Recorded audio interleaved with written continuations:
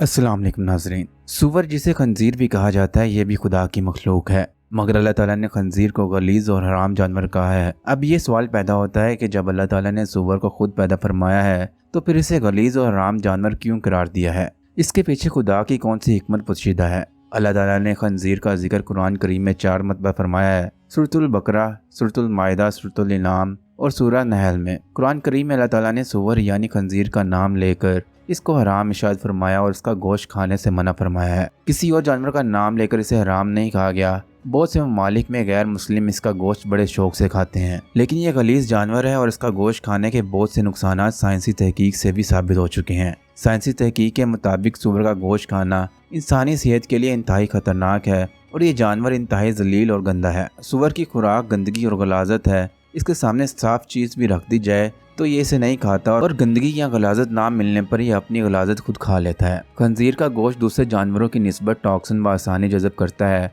और ये टॉक्सिन गोश्त का जहरीला करके इसे मज़र सेहत बना देता है। खंजीर वो वाहिद ममालिया जानवर है जिसे पसीना नहीं आता और इसी वजह से जहरीले नमकियात इसके गोश्त में शामिल होकर इसे मज़ीद जहरीला बना देते हैं। खंजीर और स्वाइन का शुमार इंतहाई जहरीले जानवरों में किया जाता है, यहाँ तक कि वह स्ट्रीकनाइन जैसे जहर से भी नहीं मर सकते। जब खंजीर की मौत वाक़या होती है तो मीकटक्स, बैक्टीरिया और कीड़े दूसरे जानवरों की निस्बत इसका गोश्त तेजी से खाते हैं। ऐसा कोई महफूज दर्जा हरारत नहीं है जिस पर खंजीर का गोश्त पकाकर इस बात को यकीनी बनाया जा सके कि ये सब पैरासाइट्स और सिस्टस जैसी चीज़ों को ख़त्म कर देगा। खंजीर का गोश्त गाय के गोश्त की निस्बत दुगनी चर्बी रखता है, जो यकीनी तौर पर इंसानी जिस्म के लिए इंतहाई खतरनाक होती है। गाय के 4 मैदे होने के बावजूद इसके निज़ाम को एक मुनासिब वक्त दरकार होता है, जबकि खंजीर अपनी नजस खुराक सिर्फ 4 घंटे में हजम कर लेता है, जो इसके गोश्त में तब्दील हो जाता है। वो किसान जो खंजीर पालते हैं अक्सर इन्हें सांपों के घोंसले में छोड़ देते हैं, क्योंकि सांप के काटने से भी खंजीर में जहर नहीं फैलता। खंजीर में लगभग 30 बीमारियां पाई जाती हैं जो आसानी से इंसानों तक मुंतकिल हो सकती हैं।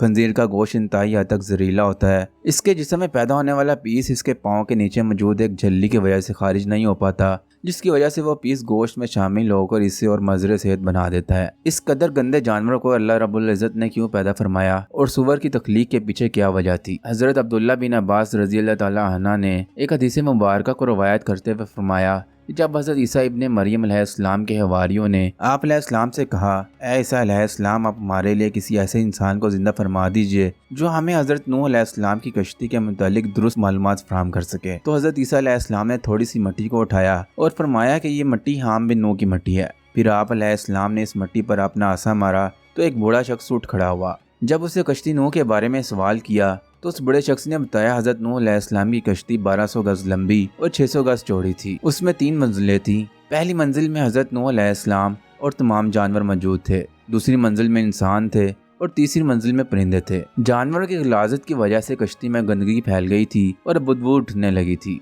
जिसकी वजह से हज़रत नूह अलैहिस्सलाम बड़े परेशान हुए और अल्लाह ताला से दुआ फरमाई। तो अल्लाह रब्बुल इज़्ज़त ने हज़रत नूह अलैहिस्सलाम की तरफ वही फरमाई और आप अलैहिस्सलाम को हुक्म दिया कि अपने करीब खड़े हाथी की दुम को पकड़कर एक तरफ खींचो। फिर हज़रत नूह अलैहिस्सलाम ने अल्लाह के हुक्म के मुताबिक हाथी की दुम को पकड़कर छिटकाया तो 2 जानवर निकले जो कि खंजीर नर और मादा थे। ये फौरन जानवरों की फैलाई हुई गलाजत की जानिब लपके और कुछ ही लम्हों में सारी गंदगी को चट कर गए। इन 2 खंजीरों की जोड़ी से ही इनकी बाकी नस्ल आगे बढ़ी। आप समझ चुके होंगे कि जिस जानवर को अल्लाह ताला ने गंदगी साफ करने के लिए पैदा फरमाया वो गंदा ही होगा। साइंसी तहकीक तो आज हो रही है। अल्लाह रब्बुल इज़्ज़त ने 1400 साल पहले से हमें इस जानवर की हकीकत से आगाह फरमा दिया था। बेशक हर चीज़ का मालिक और खालिक अल्लाह है, वो जैसा चाहता है करता है। हमें हर सूरत इसके अहकामात पर सर तस्लीम खम करना पड़ेगा। इसी में हमारी दुनिया और आखिरत की भलाई है। नाज़रीन, उम्मीद है कि आपको ये वीडियो पसंद आई होगी। मज़ीद इसी तरह की इन्फॉर्मेटिव वीडियोस देखने के लिए हमारे चैनल को सब्सक्राइब और इस वीडियो को ज़रूर लाइक कीजिए। अल्लाह हाफिज़।